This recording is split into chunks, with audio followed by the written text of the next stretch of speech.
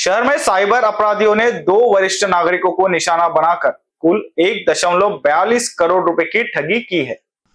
पहला मामला धमतरी के 61 वर्षीय गुंडेचा का है, जो पहले विदेश में कार्यरत थे। उनके खाते में जमा धनराशि को लेकर ठगों ने सितंबर में उनसे संपर्क किया और शेयर बाजार में निवेश कर भारी मुनाफा कमाने का झांसा दिया। उन्हें एक लिंक भेजकर फर्जी ग्रुप से जोड़ा गया, जिसमें कई लोग मुनाफा कमाते हुए दिखाई दे रहे थे। इस झांसे में आकर गुंडेचा ने 1.8 करोड़ रुपए का निवेश कर दिया। ठगों ने बदले में 4 करोड़ रुपए मिलने का लालच दिया था, लेकिन बाद में टैक्स के नाम पर बहानेबाजी शुरू कर दी। संदेह होने पर गुंडेचा ने साइबर पुलिस में शिकायत दर्ज कराई।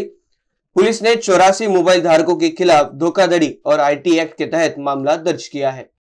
जे 70 वर्षाचे दोन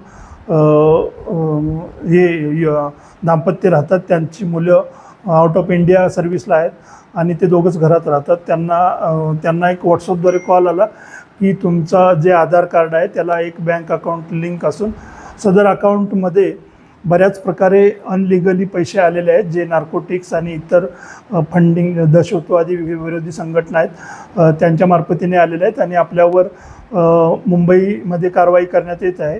त्यामुळे तुम्हाला डिजिटल अरेस्ट आम्ही करत आहोत, अशा प्रकारे व्हॉट्सअपद्वारे व्हिडिओ कॉल करून धमकी दिली आणि त्यांना त्यांचे जे पैसे बँकेत होते ते वेगवेगळ्या अकाउंटवर सुरक्षितपणे ठेवण्यासाठी त्यांच्याकडून घेण्यात आले आणि सदरची घटना सप्टेंबरमधली असल्याने त्यांनी कोणालाही सदरची माहिती सांगू दिली नाही। त्यामुळे ते दाम्पत्य ज्यावेळी आपल्याकडे आले त्यावेळी आपण गुन्हा नोंद करून सदरबाबत वरिष्ठांच्या मार्गदर्शनाखाली आमचे CP sir, joint CP sir तसेच आमचे DCP सर यांच्या मार्गदर्शनाखाली तपास करून सदरमध्ये सुद्धा कारवाई करत आहोत। मला आपल्या माध्यमातून हे सांगायचं आहे की डिजिटल अरेस्ट अशी कोणतीही संकल्पना कायद्याच्या घटनेमध्ये नाही, परंतु डिजिटल अरेस्ट ही अशा प्रकारे धमकावून किंवा व्हॉट्सअप कॉलद्वारे सांगून लोकांना धमकावले जाते। अशा प्रकारे जर कॉल आला, व्हॉट्सअपद्वारे व्हिडिओ कॉल आला, तर आपण सदर त्या व्यक्तीला कोणत्याही प्रकारे आमिषाला दबावाला बळी पडू नका आणि तुम्ही तात्काळ 1930ला कॉल करा किंवा नियरेस्ट पोलीस स्टेशनला जावा। ते तुम्हाला एका रूममध्ये कोंडून ठेवतात आणि तिथून बाहेर पडायला जाऊ देत नाहीत, परंतु अशी कोणतीही घटना डिजिटल अरेस्ट ही संकल्पना कायद्याच्या दृष्टीने नसल्याने आपण अशा प्रकारे भीती न भिवून किंवा अशा प्रकारे बळी न पडता सदर घटनेला आपण ताकदीने प्रतिबंध करून सदर जे सायबर फ्रॉड आहे तो उच्चाटन करू शकू। प्रकारामध्ये समोरचा व्यक्ती पोलीसची कॅप किंवा पोलीसचा ड्रेस घालून वगैरे कॉल करतो, व्हिडिओ कॉल, परंतु कायद्यामध्ये कुठेही हायकोर्ट, सुप्रीम कोर्टाचे सुद्धा निर्देश आहेत, व्हॉट्सअपद्वारे किंवा मेलद्वारे कोणत्याही प्रकारे नोटीस व्यक्तीला न पाठवता स्वतः समक्ष जाऊन नोटीस दिली जावी असे कायद्यामध्येच प्रोव्हिजन असताना व्हॉट्सअपद्वारे असे कोणत्याही प्रकारे क्रिया होत नाही, हे लक्षात आपण ठेवलं पाहिजे।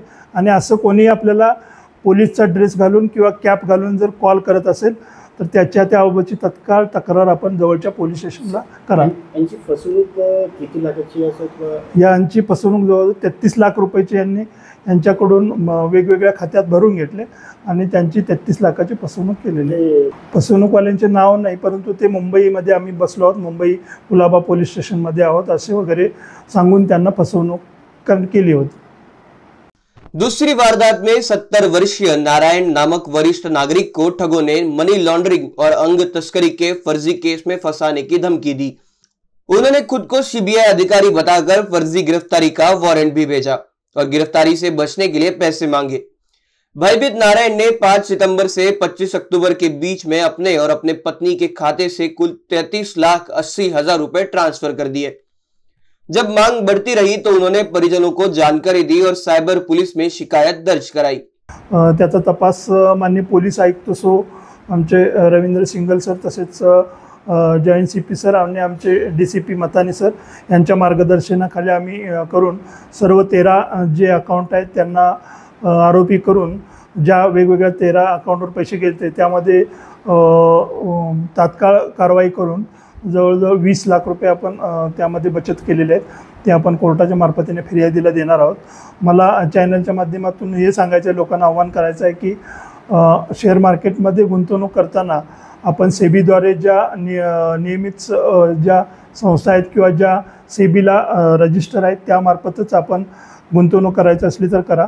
कोणत्याही प्रकारे व्हॉट्सअपद्वारे किंवा टेलिग्रामद्वारे जे तुम्हाला ग्रुप येतात किंवा ज्या ग्रुपमार्फत तुम्हाला शेअर मार्केटमध्ये गुंतवणूक करण्याबाबतच्या सूचना किंवा आमिष दाखवले जातात, त्यामध्ये आपण कोणत्याही प्रकारे गुंतवणूक न करता जर आपल्यासोबत फ्रॉड झाला तर आपण 1930ला कॉल करा किंवा national cyber crime reporting portal आहे त्या पोर्टलवर तक्रार करा, जेणेकरून आपल्याला तपास करून सदरची रक्कम परत मिळवता येईल।